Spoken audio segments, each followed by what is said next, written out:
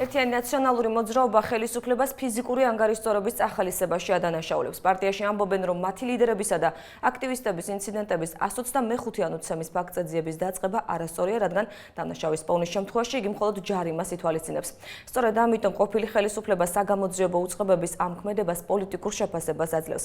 კოალიციაში ძალადობასთან კავშირს უარყოფენ. გიორგი ერმაკოვის მხარდამჭერები კი ჩხუბის ფაქტების პროვოცირებასა და ნაციონალური მოძრაობის აქტივისტის ლადო ტეტემაძის ცემას მისივე პარტიას უკავშირებენ.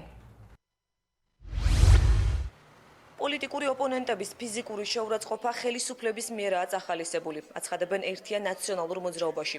პარლამენტარი მიხეილ მაჭავარიანი მათი აქტივისტის ლადო ტეტემაძის ცემის ფაქტს გამოეხმაურა და შემთხვევა 7 ივნის ნაციონალური მოძრაობის ლიდერებთან ფიზიკურ დაპირისპირებას დაუკავშირა. საბჭოს თავმჯდომარეს ის რაც მოხდა თავდასხმა პარლამენტის წევრებზე, გია ბარამიძეზე, გიგი უგულავაზე და გიგა ბოკერიაზე კანდიდატმა უცდების აღიარა, რომ ეს ადამიანები იყვნენ მისი შტაბის წევრებიდან მასთან დაახლოებული პირები. როგორც ჩანს, გამოძიება, თუ ამას გამოძიებას დავარქვევთ, რაც ახლა ლადოსთან დაკავშირებით მიმდინარეობს, სწორედ ამიტომ იკავებს ფერს. ყველაფერი ეს მე და ჩვენ მეგობრებს გვაფიქრებინებს, რომ ეს არის ქმედება, რომელიც წახალისებულია ხელისუფლების მხრიდან. კოალიციის მერობის კანდიდატის აქტიური მხარდამჭერები კი ფიზიკური შეურაცხყოფის პროვოცირებაში ნაციონალურ მოძრაობას ადანაშაულებენ. აცხადებენ, რომ ტეტემაძის ცემის ფაქტიც მათ მიერ იყო ორგანიზებული. დავით ლორია და ჯემალ დუაძე მუხარის მცდელობაზეც საუბრობენ და ამბობენ, რომ უკვე მეორე დღეა ნაციონალური მოძრაობის წევრები მათ ცემით ემუქრებიან. ერმაკოვის მხარდამჭერები სახელებსა და გვარებს არ ასახელებენ. მოდის ჩემს მიმართ გარკვეული მუხარები, როგორც სატელეფონო, ისე Facebook-ის საშუალებით.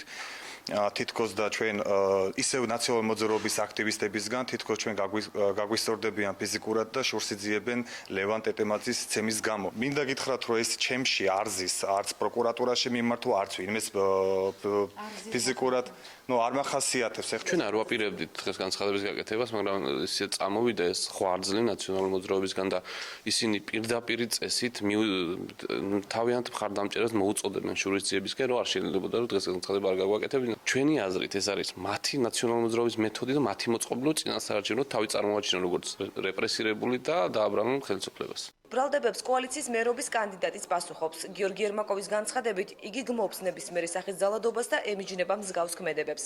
ერმაკოვმა შინაგან საქმეთა სამინისტროს 7 და 21 ივნის ქართული ოცნებისა და ნაციონალური მოძრაობის აქტივისტების მონაწილეობით მომხდარ ინციდენტების ობიექტური და სწრაფი გამოძიებისკენ მოუწოდა.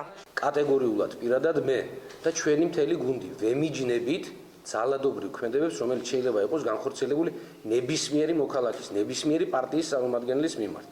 სხვადასხვა პარტიებს თუ პოლიტიკური ორგანიზაციის წარმომადგენლებს. ძალიან გთხოვთ, თავი შეიკავონ აღნიშნული განცხადებებისაგან და პირდაპირ დასკვნების გაკეთებისაგან, სანამ სამართალდამცავი ორგანოები აღნიშნულთან დაკავშირებით სრულად არ ჩაატარებენ ობიექტურ გამოძიებას. ნაციონალურმა მოძრაობამ დღეს განცხადება საგამოძიებო უწყებების მისამართითაც გააკეთა. პარტიაში ამბობენ, რომ 2 დღის წინ ლადო ტეტემაძის ცემისა და 7 ივნის გიგი უგულავას, გიგა ბოკერიას, გია ბარამიძესა და ქართული ოცნების აქტივისტებს შორის მომხდარ ჩხუბზე პროკურატურამ ძიება 125 მუხლი დაიწყო, რაც დამნაშავის პოვნის შემთხვევაში მის მხოლოდ დაჯარიმებას ითვალისწინებს. თუნდაც ის ფაქტი, რომ საქმე არის აღზრული იმ მუხლით, რომლის მიხედვითაც თუ ისინი მოახერხებენ ამ ადამიანების დაკავებას, მხოლოდ ჯარიმის გამოუშვება გარეთ, ცხადყოფს იმას, რომ ეს ყველაფერი, რა თქმა უნდა, არის პოლიტიკური ფაქტი. შინაგან საქმეთა სამინისტროში აცხადებენ, რომ გამოძიება უშუალოდ ცემის ფაქტზე დაიწყო და შესაძლებელია პროცესში მუხლი გადაკვალიფიცირდეს ან არა. ეს იმის მიხედვით, თუ რა დასკვნა იქნება მიღებული მკურნალი ექიმისგან და ექსპერტიზისგან.